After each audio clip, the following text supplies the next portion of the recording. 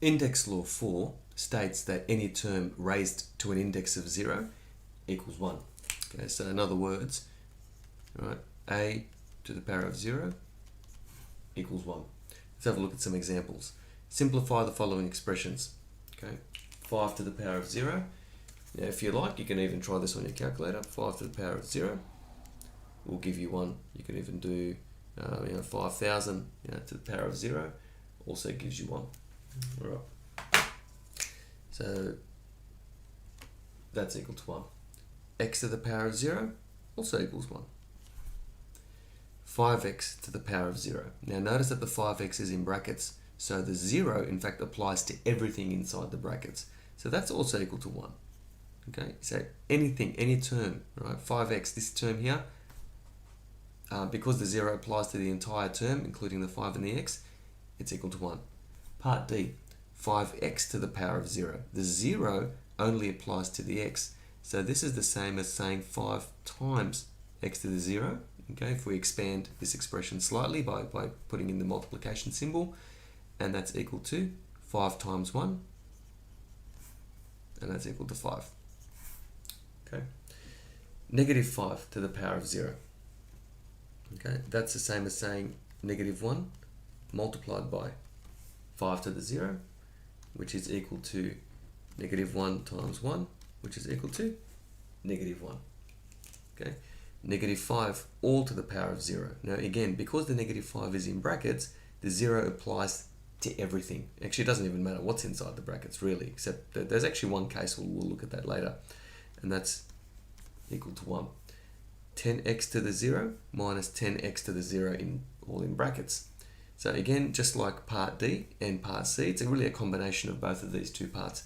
10x to the power of 0 is in fact equal to 10, because x to the 0 is just 1, 10 times 1 is 10, minus 10x to the power of 0 in brackets.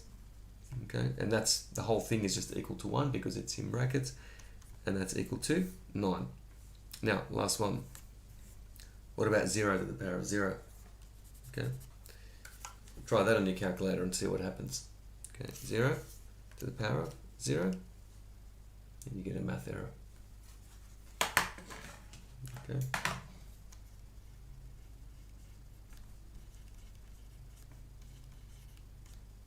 Okay, cannot work out. We don't know what that is. Okay, so one last thing, where does the 0 index come from? Well, I'll show you an example. So let's say we worked out, let's say 10 to the power of 5 divided by 10 to the power of 5. Now we know that if you take a term and divide it by the same thing, you get 1. So 10 to the power of 5 over 10 to the power of 5. 10 to the power of 5 goes into 10 to the power of 5 exactly once. But second index law states that you subtract the indices as well. So that's 10 to the 5 minus 5. Okay, 5 minus 5, which is equal to 10 to the power of 0. And we know that when you divide one thing by another and the numerator and the denominator are identical, you're going to get 1 as an answer. Okay, so that's why anything to the power of 0 is equal to 1, unless of course you have 0 to the power of 0. So let's say 0 to the power of 5 divided by 0 to the power of 5.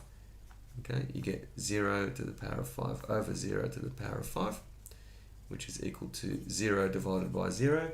And if you try that on your calculator, because you're dividing by 0, what happens? 0 over 0. How do you divide by 0? Well, we don't know, so we can't do that.